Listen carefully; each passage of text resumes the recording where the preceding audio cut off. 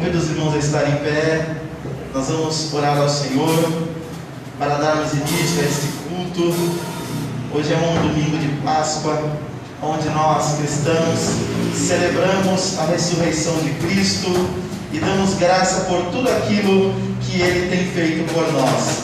Estamos nesta noite adorando a Deus por tudo que Ele tem feito por nós e pelas bênçãos que Ele tem derramado em nossas vidas, amém? Vamos orar, sempre lembrando daqueles que estão passando momentos de angústias, pela perda de algum ente querido, por alguém que está internado, por alguém que está aí vítima dessa enfermidade, desta pandemia. Nós cremos no cuidado do Senhor, nós cremos no socorro e no refrigério que só o nosso Deus pode dar.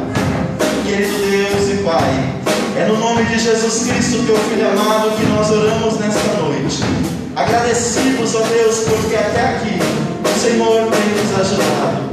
Tu és, meu Deus querido, nosso socorro, bem presente na hora da nossa angústia, Pai.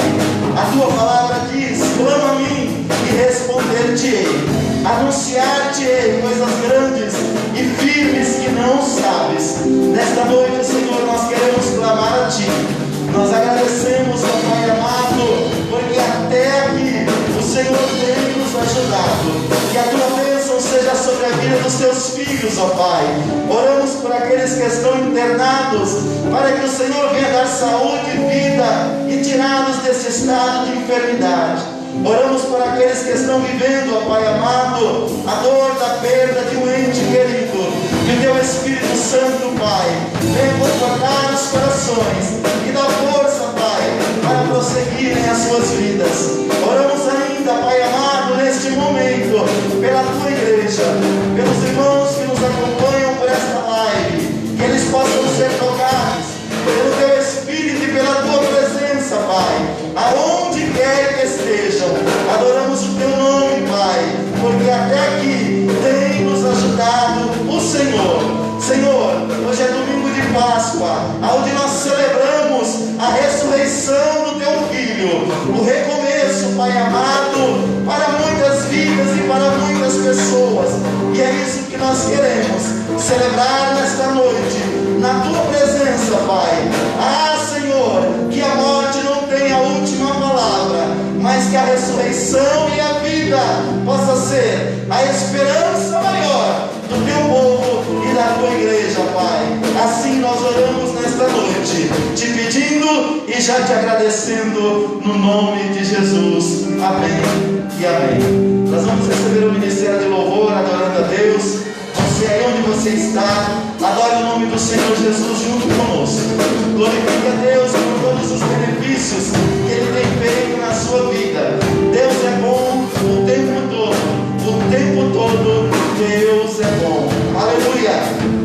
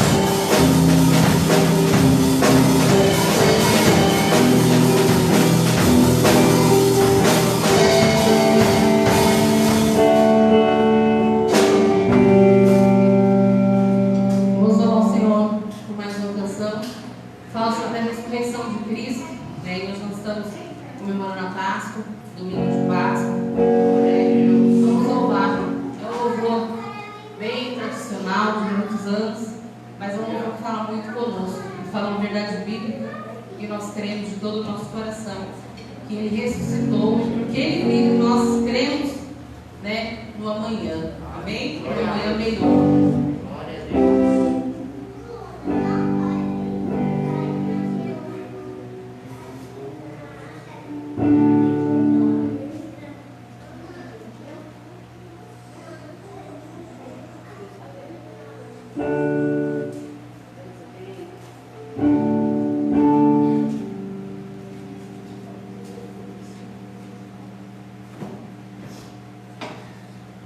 Glória a Deus. Irmãos, nesse momento nós vamos também contribuir para a obra do Senhor, amém? Os irmãos sabem que a gente tem aí um grande desafio diante de nós. Sempre quando a gente passa por um período como esse, muitas pessoas passam por dificuldades, só que as despesas da igreja elas não param de chegar. Nós damos graças a Deus por uma equipe abençoada que Deus preparou para nós, alguns irmãos que sempre estão nos ajudando com seus dízimos e com as suas ofertas. E nesse momento nós queremos orar, agradecendo ao Senhor pela sua vida, que tem sido um contribuinte nesta obra, que tem investido no reino de Deus neste lugar, para que Deus continue abençoando a sua vida. Mesmo no meio dessa pandemia, eu creio que Deus pode fazer milagres e abençoar a sua vida poderosamente, amém? Nós vamos agradecer a Deus. Você que não pode estar conosco aqui muitas das vezes, você pode da sua casa aí fazer a sua contribuição. É só ir lá na página da nossa igreja, nós temos lá as informações sobre a conta da igreja, e do seu lar mesmo você pode fazer a sua contribuição pelo Pix para a conta da igreja, amém?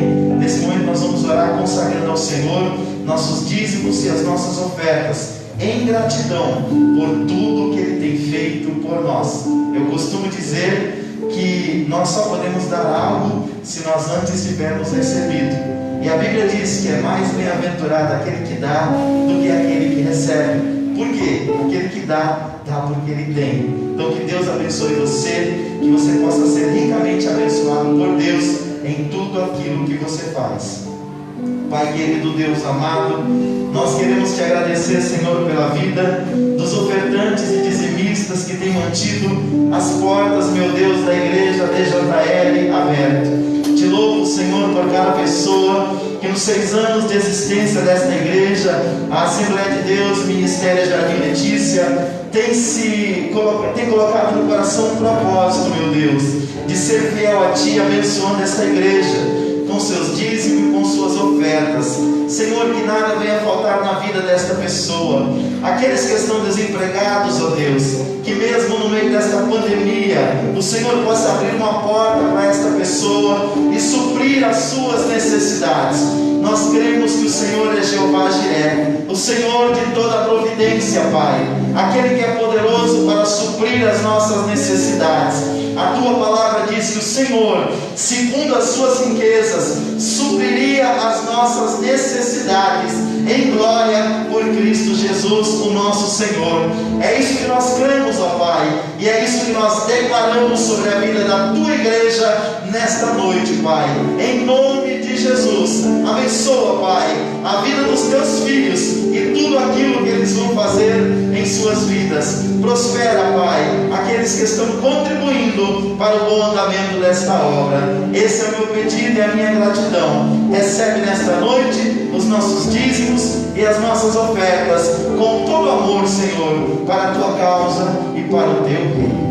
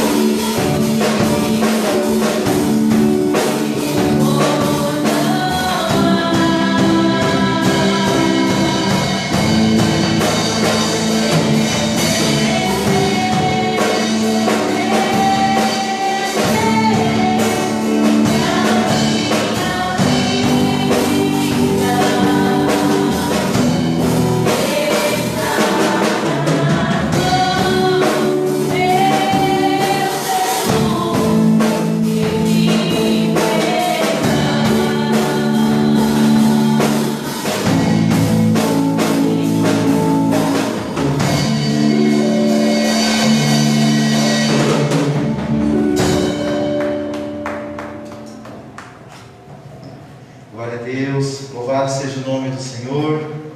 Como já foi falado nesta noite, hoje é domingo de Páscoa e nós vamos nesta noite meditar na palavra de Deus e vermos qual é o real significado da Páscoa.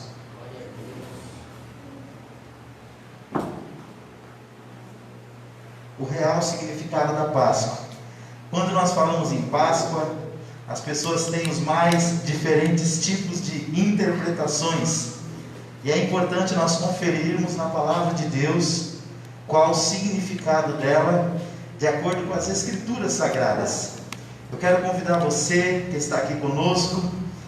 Graças a Deus, no dia de ontem, nós tivemos uma liberação do ministro do Supremo, da nossa Suprema Corte, Nunes Marques, para nós voltarmos aos cultos presenciais, com todas aquelas restrições que nós já conhecíamos, né? E só diminuiu o percentual. Aqui em São Paulo era de 30%, e agora passa a ser 25% da ocupação do número de assentos que a gente tem na igreja. Então nós retomamos hoje o nosso culto presencial e vamos continuar com as nossas reuniões aí com horário um pouco reduzido, por causa também do toque de restrição que nós temos aqui em São Paulo, que é a partir das 20 horas. Os nossos cultos de domingo serão das 17h30 até no máximo às 19h30. E na semana o culto vai começar um pouquinho mais cedo, às 18h30, na quarta e na sexta-feira, terminando às 20 horas. Mas nós não podemos parar, né? Que o Senhor nos dê graça.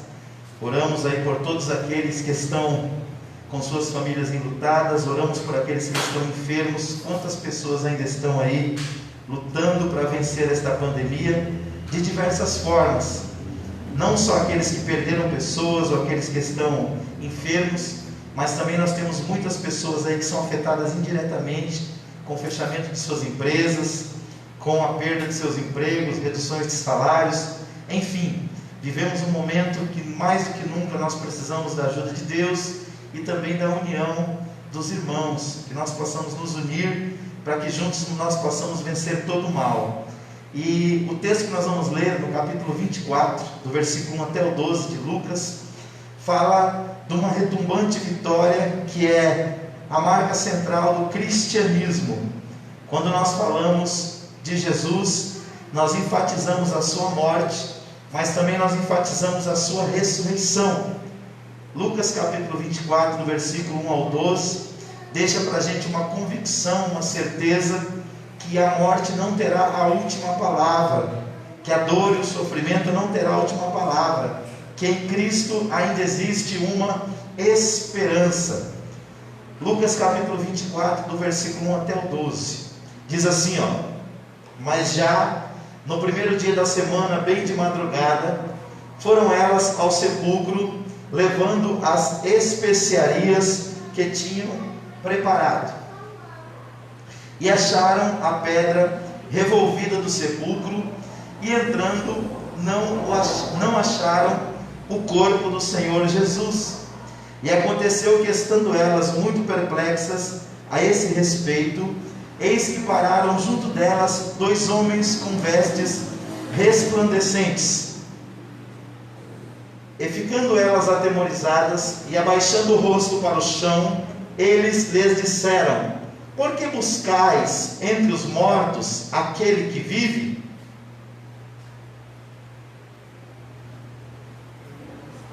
Ele não está aqui, mas ressurgiu. Lembrai-vos de como vos falou, estando ainda na Galiléia, dizendo: importa que o Filho do Homem seja entregue nas mãos de homens pecadores e seja crucificado, e ao terceiro dia ressurja. Lembraram-se então das suas palavras, e voltando do sepulcro, anunciaram todas estas coisas aos 11 e a todos os demais. E eram Maria Madalena e Joana, e Maria, mãe de Tiago. Também as outras que estavam com elas relataram estas coisas aos apóstolos. E pareceram-lhes como um delírio as palavras das mulheres, e não lhes deram crédito. Versículo 12, para finalizarmos. Mas Pedro, levantando-se, correu ao sepulcro, e abaixando-se, viu somente os panos de linho, e retirou-se, admirado consigo do que havia acontecido. Amém, queridos? Vamos orar? E logo após nós vamos falar um pouco sobre a Páscoa e o seu significado bíblico. Pai querido, Deus amado, nós te louvamos pela tua palavra, Senhor, que sempre foi, é e sempre será lâmpada para os nossos pés e luz para o nosso caminho. Te damos graças, Senhor, porque o Senhor ressuscitou e hoje diz a tua palavra, tu estás à destra do Pai, intercedendo por nós. Queremos pedir, meu Deus, a ti, que nos ajude a transmitir uma palavra de fé, de amor e de esperança, àqueles que estão aqui na igreja, Pai, e aqueles que estão lá no seu lar, acompanhando esta live. Que o teu Espírito Santo, Pai, venha ministrar ao coração das pessoas que nos ouvem, uma palavra, meu Deus, que traga conforto e esperança para as suas vidas. Somos gratos, ó Pai, porque até aqui o Senhor tem nos ajudado. Como louvamos nesta noite, Senhor, porque o Senhor vive, nós podemos crer no amanhã. Porque o Senhor vive, meu Deus, o medo não vai vencer a fé, mas a esperança, Pai, vai nos ajudar a superar tudo aquilo que vem, que é contrário àquilo que nós cremos, acreditamos e esperamos do Senhor. É o que nós te pedimos nesta noite, Pai. Fala conosco mais uma vez, por bondade e por misericórdia, no nome de Jesus. Amém. Queridos, o texto que nós acabamos de ler, ele é um dos pilares da nossa fé. Por que um? Porque o outro pilar da nossa fé é a morte de Jesus. Se Jesus não tivesse morrido em nosso lugar, hoje nem aqui nós estaríamos. Porém, se ele também não tivesse ressuscitado, a nossa fé seria, na verdade, vã, como bem discorreu o apóstolo Paulo na sua carta aos Coríntios, no capítulo 15, quando ele enfatizou para aquela igreja, alguns ensinadores vinham trazendo algumas distorções doutrinárias, dizendo que Jesus não havia ressuscitado. E Paulo fez questão de escrever um capítulo inteiro para defender essa questão e para deixar bem claro para os irmãos, de forma irrefutável, que Jesus havia ressuscitado. E diz a palavra de Deus que o apóstolo Paulo, ali na carta aos Coríntios, no capítulo 15, ele disse que Jesus ficou por 40 dias, dando plena certeza e convicção aos seus apóstolos e ao número de cerca de 500 irmãos, discípulos de Jesus, que ele havia ressuscitado. E os apóstolos, os discípulos, creram tanto nessa verdade, que muitos deles, além dos 12 apóstolos, foram martirizados por causa desta verdade. E quando nós olhamos para a palavra de Deus, nós começamos a entender por que é tão importante nós crermos na ressurreição de Cristo. Porque como um pilar da nossa fé, se nós não crermos na ressurreição dele, nós também não creremos na nossa própria ressurreição. Porque esta é uma promessa de Deus para nós, que a morte não é o fim, mas a morte é um recomeço. A morte é o momento em que a nossa carne, o nosso corpo, volta ao pó da terra, de onde Deus nos deu o corpo, mas o fôlego de vida, a alma, o espírito, que são inseparáveis, eles vão para um lugar de delícias, aguardar o dia da ressurreição, ou melhor, da primeira ressurreição, porque a Bíblia fala de duas ressurreições, uma para alegria e gozo eterno, e outra na segunda ressurreição, no dia do juízo final, aonde aqueles que morreram sem Cristo ressuscitarão para serem julgados e condenados por toda a eternidade. É por isso que no livro do Apocalipse a Bíblia fala: bem-aventurado, ou seja, feliz aqueles que têm parte na primeira ressurreição. Mas quando nós olhamos para a Bíblia, para nós entendermos o significado da ressurreição de Cristo, nós temos que recorrer lá para o capítulo 12 de Êxodo, do versículo 1 até o versículo de número 14. e depois do versículo 24 até o 32. Por causa do tempo eu não vou ler aqui, mas eu vou explicar para vocês o que aconteceu nesse capítulo de número 12 do livro do Êxodo, para os irmãos entenderem. A palavra Páscoa, ela é uma palavra de origem hebraica, e ela tem 3 significados. Primeiro, passar. Segundo, ir além. E terceiro, poupar. Esse é o sentido literal da Páscoa. Por quê? Os irmãos bem se lembram que Deus mandou que Moisés e Arão fossem até Faraó, para que eles liberassem o povo de Israel para adorar a Deus fora do Egito. E Faraó resistiu com todas as suas forças, de tal maneira que 10 juízos de Deus caíram sobre o Egito.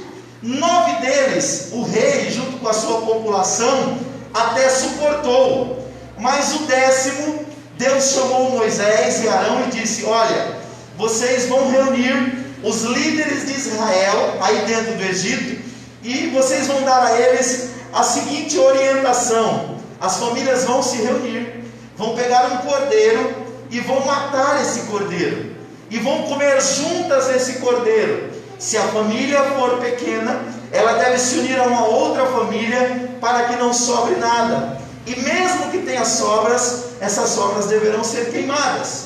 Porém, o sangue desse cordeiro deverá ser passado nos umbrais das portas, naquilo que nós hoje chamamos de batente, nos batentes das portas, nos portais.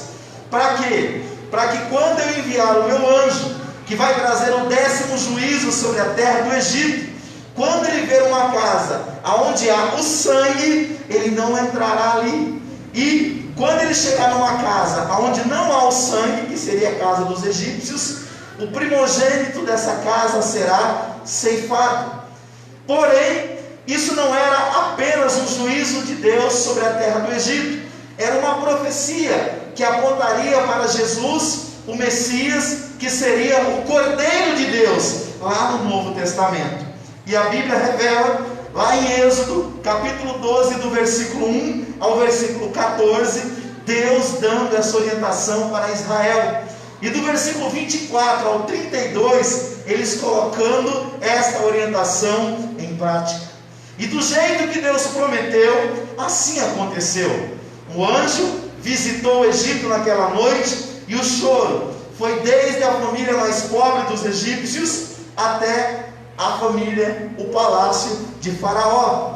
Mas quando o anjo chegava em uma casa onde ele via o sangue aspergido nos umbrais das portas, a Bíblia diz que ele passava, que ele ia além, e que ele poupava o primogênito desta casa. E ele fez isso em todas as famílias que estavam na terra de Gósen, que era a terra onde estava o povo de Israel dentro do Egito. E ali naquela noite a Bíblia fala que houve um grande choro na terra do Egito. Porém, logo após, Faraó reconheceu nisso a mão de Deus e liberou Israel para ir embora, para adorar a Deus. Diz a palavra do Senhor que a partir daí Israel começou todos os anos, no mês que era conhecida como Abib, que era o mês ali entre março e abril, Abib ou Nisan, no calendário judaico, no dia 14, eles comemoram até hoje a Páscoa, aonde eles se lembram o que Deus fez por eles, tirando eles com mão forte da terra do Egito.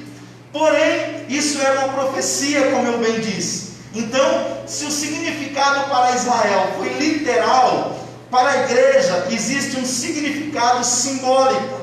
E esse significado simbólico para a igreja, ele traz para nós uma verdade: Jesus é o nosso Cordeiro Pascual, ou seja, aquele que morreu em nosso lugar. Eu vou pedir para a pastora colocar para nós aqui o Evangelho segundo escreveu João, no capítulo 1, no versículo 29 e 36, aonde João Batista, que foi o precursor do Messias, no dia em que ele viu Jesus, o seu primo de segundo grau, e ele reconheceu nele o Messias, ele deu o seguinte brado, versículo 29 e depois o versículo 36. No dia seguinte, João viu a Jesus que vinha para ele e disse: eis o Cordeiro de Deus que tira o pecado do mundo. E depois o versículo 36: e olhando para Jesus que passava, disse: eis o Cordeiro de Deus. Irmãos, esses dois versículos mostram que João Batista viu na pessoa de Jesus, o Cristo, e o cumprimento da profecia do Antigo Testamento. É por isso que Jesus, durante 3 anos e meio que esteve com seus discípulos, ele celebrou a Páscoa. Mas na última Páscoa que ele celebrou, ele também instituiu a Santa Ceia, ou a Ceia do Senhor, como nós conhecemos e celebramos até hoje. Por que que a igreja evangélica cristã não celebra a Páscoa? Porque nós entendemos que a Páscoa teve o seu cumprimento na pessoa de Jesus, e a partir dali Jesus se torna o cumprimento de todas as profecias do Antigo Testamento referentes ao Cordeiro Pascual. Então hoje nós não precisamos mais matar um cordeiro, mas num dia como esse, nós nos lembramos o que Jesus fez em cumprimento de todas as profecias veterotestamentárias. Então, eu quero ler ainda com vocês mais 2 versículos em Romanos 5, versículo 8, e Romanos 8, 34, que mostram que Jesus morreu em nosso lugar. O cordeiro que era sacrificado lá no templo em Jerusalém, ele cobria de forma provisória os pecados dos homens, até que viesse Jesus, o cumprimento de todas essas profecias, e oferecesse um sacrifício único, perfeito e irrefutável. Romanos 5,8 diz assim, mas Deus dá prova do seu amor para conosco, em que, quando éramos ainda pecadores, Cristo morreu por nós. E Romanos 8,34 diz a mesma coisa, só que com algumas outras palavras. Olha o que diz o texto: quem os condenará? Cristo Jesus é quem morreu, ou antes, quem ressurgiu dentre os mortos, o qual está à direita de Deus e também intercede por nós. Então nesses textos o que nós encontramos? Nós encontramos o cumprimento do significado da morte do Cordeiro no Antigo Testamento.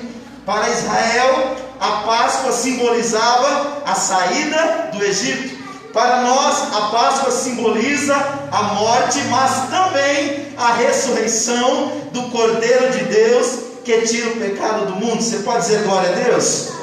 Aleluia! Isso para nós, irmãos, é um grande privilégio. É por isso que nós não podemos esquecer do que Jesus fez por nós. É por isso que nós celebramos a ceia, lembrando sempre o que Jesus fez em nosso lugar. E para fecharmos essa questão de Jesus Cristo morrendo em nosso lugar, vamos ler ainda um outro texto também do apóstolo Paulo, em 1 Tessalonicenses capítulo 5, versículos 9 e 10.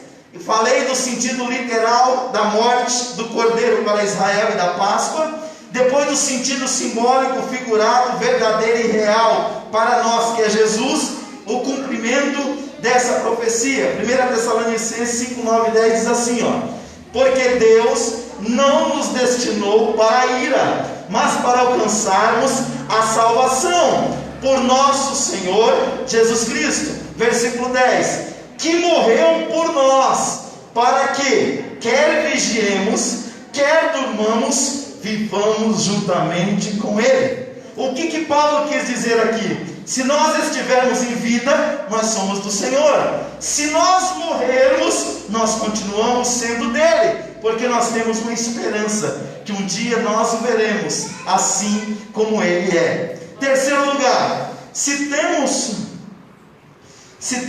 uma sexta-feira da paixão, que é o dia que Jesus sofreu, que é o dia que Jesus morreu, nós também temos um domingo de Páscoa.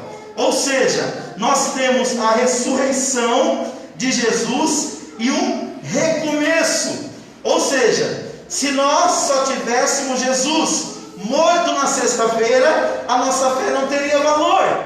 Mas como nós temos a sua ressurreição no domingo de Páscoa, o nosso coração se reveste de esperança. Mateus capítulo 28, do versículo 6 ao 7, diz que ele ressuscitou. E em 1 Coríntios 15, 20 diz que ele fez isso para nunca mais morrer de novo.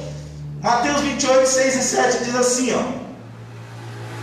não está aqui porque ressurgiu, como ele disse. Ou seja, quando as mulheres vieram para ungir o corpo de Jesus, que o costume era esse: quando alguém morria, ele era embalsamado, ele era perfumado e depois ele era colocado no sepulcro. Mas como Jesus morreu no finalzinho da tarde e o sábado dos judeus já começa às 18 horas da sexta-feira, elas não puderam preparar o corpo dele para ficar no sepulcro. Por quê? Porque senão elas estariam quebrando o sábado. Então, assim que ele foi colocado no sepulcro, colocaram uma pedra na porta e elas aguardaram que passasse o sábado, para no domingo pela manhã vir ali e preparar o corpo dele para ficar o tempo todo ali no sepulcro, como era costume fazer com todos os mortos. Porém, elas tinham se esquecido da profecia que ele mesmo declarou: olha, vocês vão matar o Filho do Homem.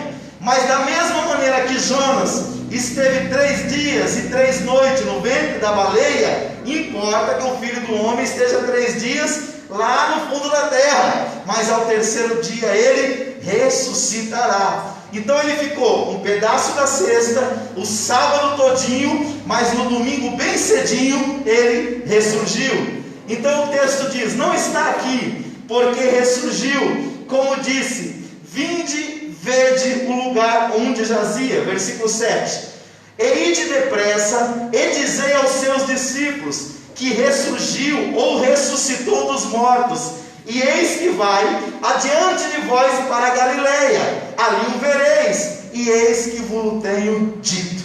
Irmãos, e Paulo disse que Jesus Cristo se tornou a primícia daqueles que dormem, que está lá em 1 Coríntios 15, 20. O que significa isso? Antes de Jesus, todos os que morreram, e até mesmo aqueles que foram ressuscitados por ele, morreram de novo. Assim aconteceu com a menina que nós conhecemos como Talita, né? Mas que significa menina, que morreu, que ele ressuscitou, ela morreu de novo. Lázaro, que já estava 4 dias no pó da terra, morreu. Jesus ressuscitou, mas ele morreu novamente. Agora Jesus se tornou primícia dos que dormem. Ele é o primeiro que ressuscitou para nunca mais morrer. Porque a Bíblia diz que a morte e a vida estão em suas mãos. Isaías no capítulo 9, no versículo 6 do seu livro, ele disse que ele é o príncipe da vida, ele é o pai da eternidade. Aleluia! 1 Coríntios 15, 20 diz assim, mas na realidade Cristo foi ressuscitado dentre os mortos, sendo ele as primícias dos que dormem. Primícia é primeiro. O que Jesus fez, ninguém nunca tinha feito.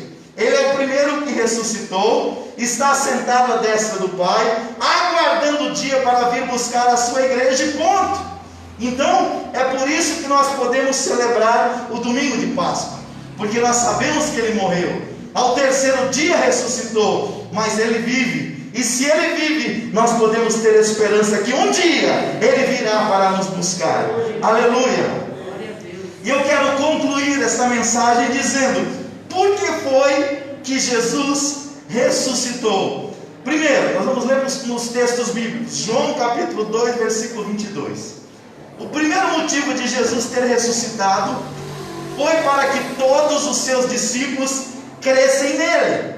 Se Jesus tivesse morrido, mas não tivesse ressuscitado, ele seria apenas mais um líder ou fundador de uma religião.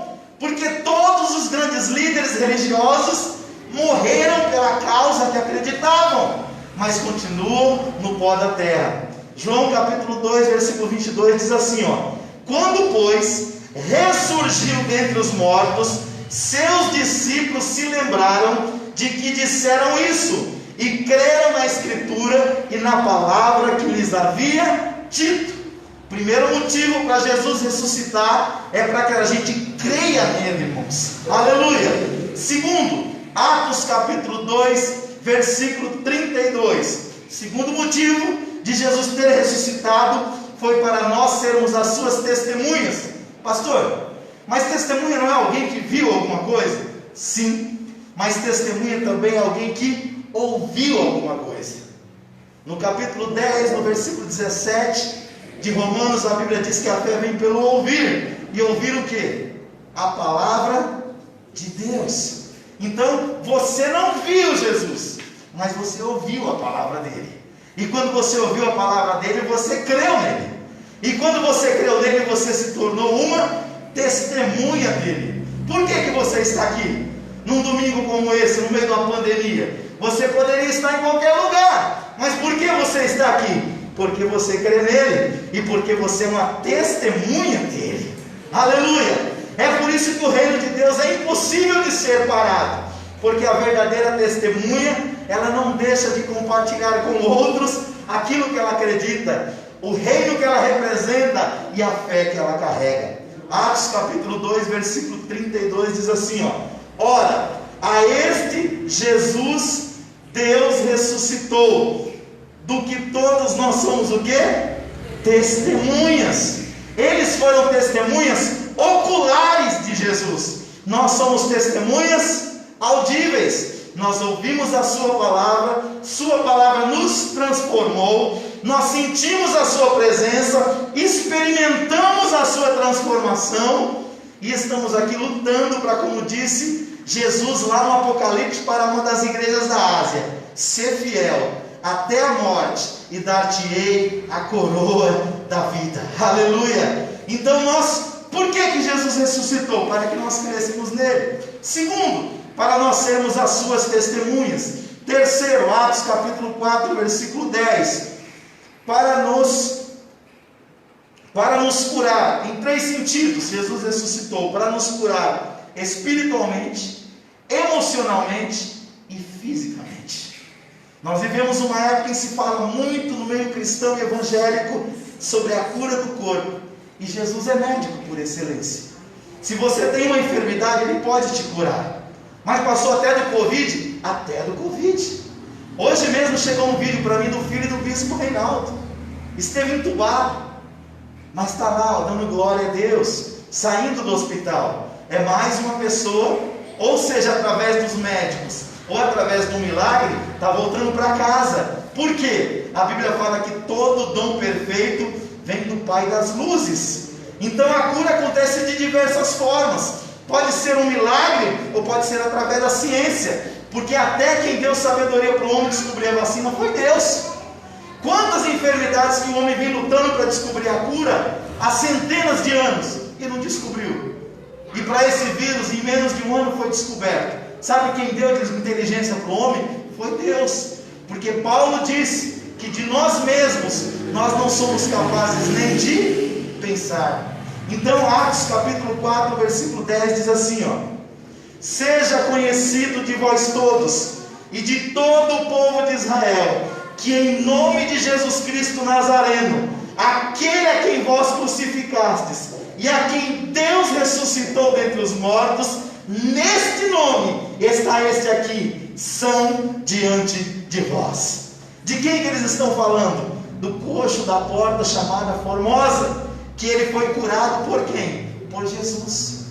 Pedro e João entrando no templo, o homem pediu uma esmola, eles disseram, não temos prata e nem temos ouro, mas o que temos, isto te damos, em nome de Jesus Cristo Nazareno, levanta e anda. Estendendo a mão, pegou na mão do homem, os artelhos dele se firmaram, seus tornozelos, e ele entrou no templo dando glória a Deus.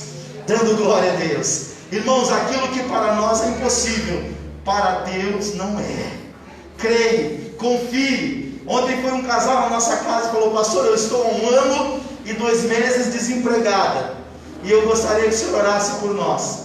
E eu e a minha esposa oramos por aquele casal. Eu creio na soberania de Deus, e eu creio numa frase que o pastor José Gonçalves tem dito muito durante essa pandemia. Ele diz assim, no céu não existe crise.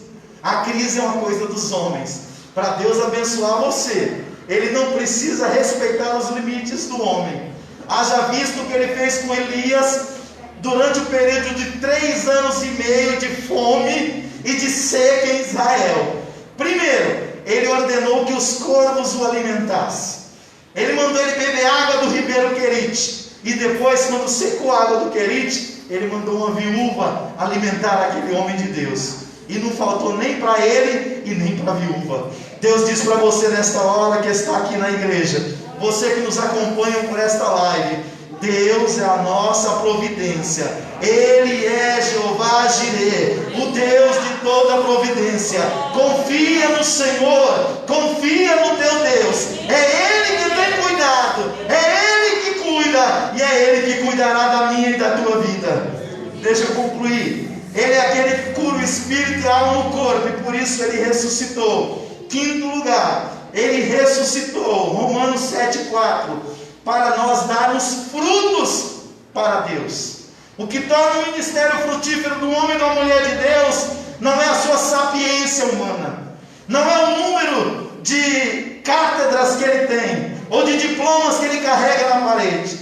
O que faz o nosso ministério frutificar é a presença do Jesus Cristo ressurreto.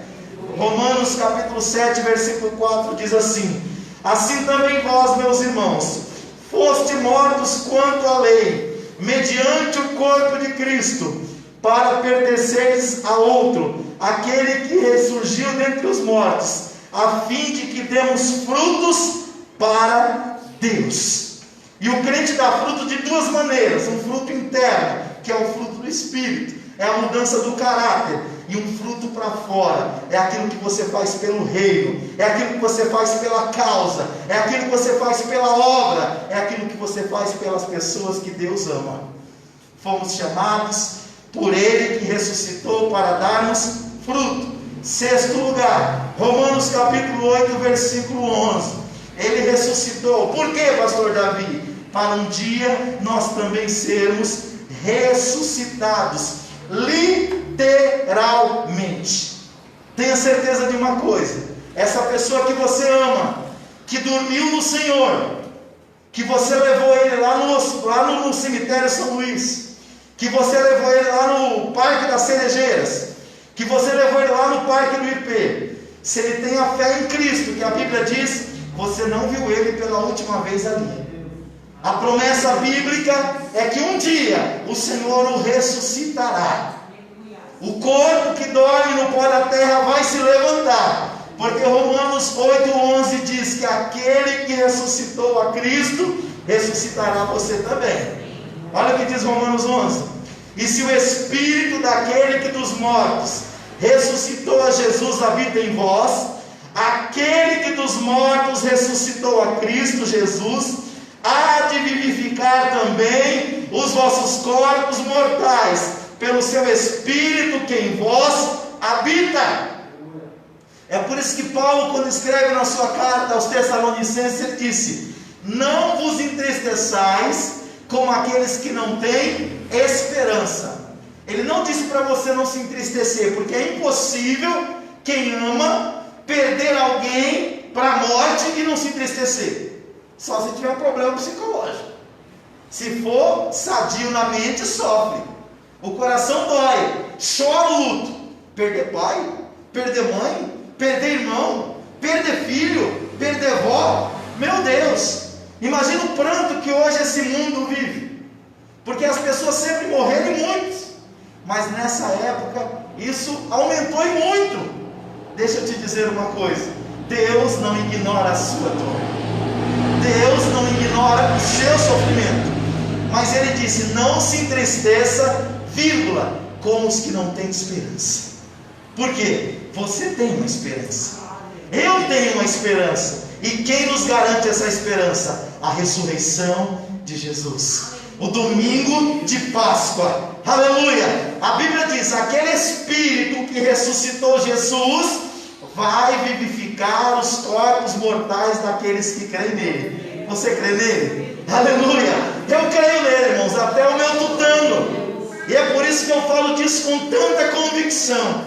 O Espírito que habita em mim testifica com o teu espírito e revela pela palavra que nós somos filhos de Deus. Aleluia. Sétimo e último lugar, 1 Pedro capítulo 1, versículo 21. Porque Ele ressuscitou, para nós não perdermos a esperança. Pastor Davi, define aí com as suas palavras o que é esperança. Para mim, esperança são duas coisas. Primeiro, tudo o que nós vemos de ruim um dia vai passar. Deus não ignora a nossa dor. Jesus, o Pai, só teve um filho que nunca pecou, mas Ele nunca teve um filho que nunca sofreu. Então Jesus provou no seu corpo o que é a dor, o que é o sofrimento. Mas um dia tudo isso vai passar, porque a promessa é: o Senhor limpará dos vossos olhos toda lágrima. É nisso que está calcada a nossa fé. Nós não vivemos só pela sexta-feira da paixão, do sofrimento, da dor, da morte, da agonia. Não! A igreja em Cristo vive pela esperança do domingo de Páscoa. 1 Pedro capítulo 1, versículo 21. Em segundo lugar, não só tudo isso vai passar, mas nós cremos que o melhor de Deus ainda está por vir. Porque a Bíblia diz que a cada dia que passa, o dia da nossa redenção está mais próximo. Jesus, falando com os seus discípulos, Ele falou dos sinais da sua volta. E Ele disse: quando virdes acontecer todas estas coisas, levantai as vossas cabeças, ou seja, olhai para o céu, a vossa redenção está próxima. Esses dias alguém disse para mim que acha que nós já estamos no período da grande tribulação. Eu, como pré-tribulacionista, que acredito que a igreja não passará pela grande tribulação, acredito que nós estamos vivendo princípios das dores. Mas eu tenho convicção de uma coisa: ou pré, ou pós, ou antitribulacionista, nós cremos numa coisa: Jesus vai voltar. E Ele é a nossa maior esperança. E Ele é a nossa maior alegria. E o estado de coisas que nós estamos vivendo não é a última palavra de Deus para a humanidade. Um dia, tudo isso vai ter um fim. 1 Pedro capítulo 1, versículo 21 diz assim: que por Ele credes em Deus, que o ressuscitou dentre os mortos, e lhe deu glória, de modo que a vossa fé e esperança estivessem em Deus. Aonde está a tua fé, igreja? Aonde está a tua esperança em Deus? Eleva os meus olhos para o monte. De onde me vem o socorro? O meu socorro vem do Senhor. O teu socorro vem do Senhor. O teu socorro vem do Senhor, que fez os céus e a terra. Se coloca de pé em nome de Jesus. Ministério de louvor, se aproxima para louvar a Deus com mais um hino. Nós vamos louvar e vamos para o nosso lado, mas com uma convicção: nós cremos, Ele vive. E se Ele vive, nós podemos crer que a morte, a dor, a Covid-19 não terá a última palavra. Eu recebi com muita tristeza no meu coração, irmãos, porque eu sou humano, a notícia que o pastor Alexandre, que há pouco mais de um mês, estava aqui nesse púlpito, nessa tribuna, falando a nós aqui no dia 28 de fevereiro, Emily. E ele pregava a seguinte mensagem: quais são as suas prioridades? E a semana passada, na última segunda-feira, chegou a notícia para a gente que o Senhor havia recolhido ele. Um homem novo, cheio de vida. Só que eu me lembrei das palavras do apóstolo Paulo, que diz: combati o bom combate, terminei a carreira e guardei a fé. Eu me lembrei das palavras do salmista, que diz: preciosas são aos olhos do Senhor a morte dos seus santos. Aquele que morre em Cristo, irmãos, ele não perdeu. Nas palavras do apóstolo Paulo, ele venceu o último inimigo, que é a morte. Então hoje eu estou aqui, amanhã só Deus quem sabe.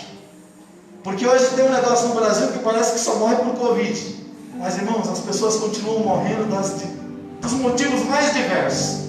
É a única certeza que nós temos: um dia todos vamos morrer.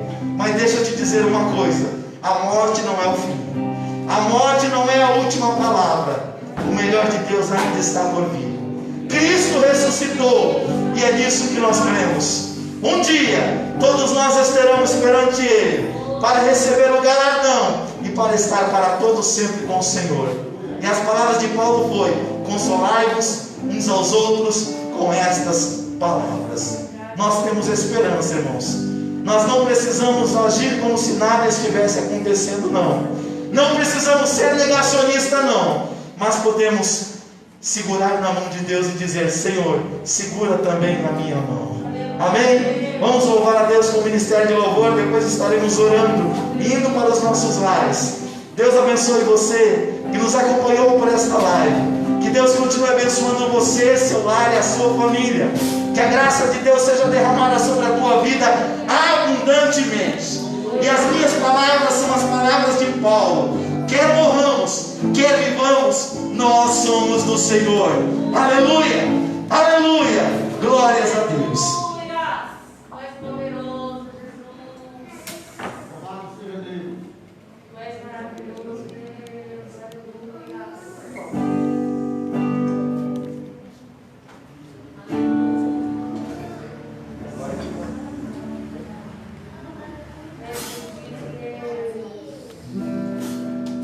Oh, aleluia. Louvado seja o nome do Senhor.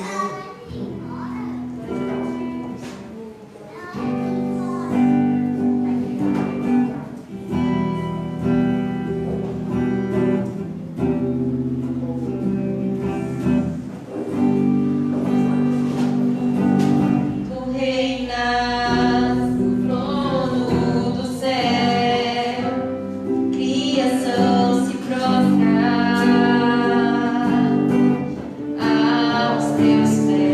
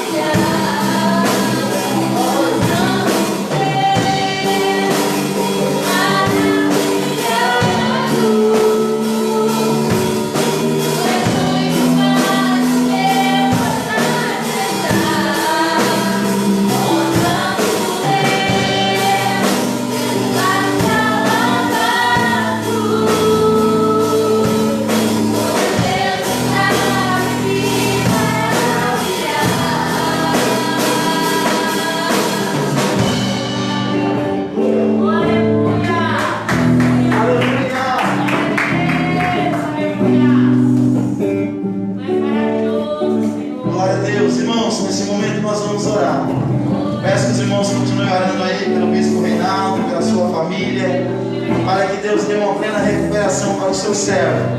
Orei também pela nossa irmã Elmara, irmã do nosso irmão pastor Evilânio, para que Deus dê ela saúde e em breve ela possa estar em casa com a sua família.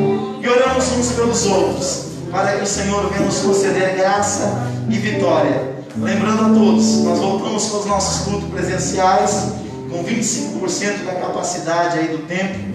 Aqui cabem umas 100 cadeiras, então até umas 25 pessoas dá para congregar aqui tranquilo. Amém? Na quarta-feira e na sexta o culto começa às 18h30 e no domingo às 17h30, para nós terminarmos aí dentro do horário de restrição, respeitando as normas aqui do estado de São Paulo. Amém? Vamos orar? Alguém quer fazer um pedido de oração especial? Eu e a minha casa somos carentes. Precisamos da oração, do clamor dos nossos irmãos. Amém? Querido Deus e Pai, queremos te dar graça nesta noite, Senhor, porque nós não negamos a realidade da sexta-feira da paixão. Um dia de sofrimento, Pai, de dor e de morte, que trouxe, meu Deus, grande agonia para o nosso Jesus. Mas nós queremos também, ó Pai, no domingo de Páscoa, o dia da ressurreição, do recomeço, aonde Ele saiu das ânsias da morte, pelo poder do Espírito Santo, e hoje está à tua destra, ó Pai, intercedendo por cada um de nós. Nós clamamos nesta hora, Senhor, por cada família, por cada lar, enlutado neste momento, para que o Senhor conforte os corações. Oramos pelos enfermos, para que o Senhor dê saúde e restaure, ó Pai amado, e traga para casa daqueles que os amam, Senhor. Toma a vida do bispo Reinaldo em suas mãos. Te agradecemos pela vida do seu filho que teve alta hoje. Te louvamos também, Senhor querido, por tudo que o Senhor tem feito pelo teu povo. Coloca a mão lá na nossa irmã Ilmara, Senhor, e traga ela para o seu lar, para com a sua família. Clamamos porque cremos e confiamos no teu poder e na ação do teu Espírito Santo, Pai. Despede o teu povo em paz. Dê a todos uma semana abençoada. Oh Senhor, dê saúde, sara a nossa nação, ó Pai. É o que nós te clamamos nesta noite. Tenha misericórdia de nós, Pai. Nós cremos no teu poder e na tua infinita graça. Despede agora o teu povo em paz. Abençoa aqueles que nos acompanharam por esta live, Senhor. Que aqueles que estão longe de ti, que possam se voltar para o Senhor nesta hora, reconhecendo os seus pecados, se arrependendo das suas iniquidades, ó Pai, e recebendo Jesus como seu único e suficiente Salvador. É o que nós te pedimos, Pai, e já te agradecemos, em nome de Jesus. Amém e amém. Que o grande amor de Deus, nosso Pai, que a maravilhosa graça de Jesus Cristo, seu Filho, e que a doce consolação do querido Espírito Santo seja com cada um de vós, desde agora e para todo sempre, todos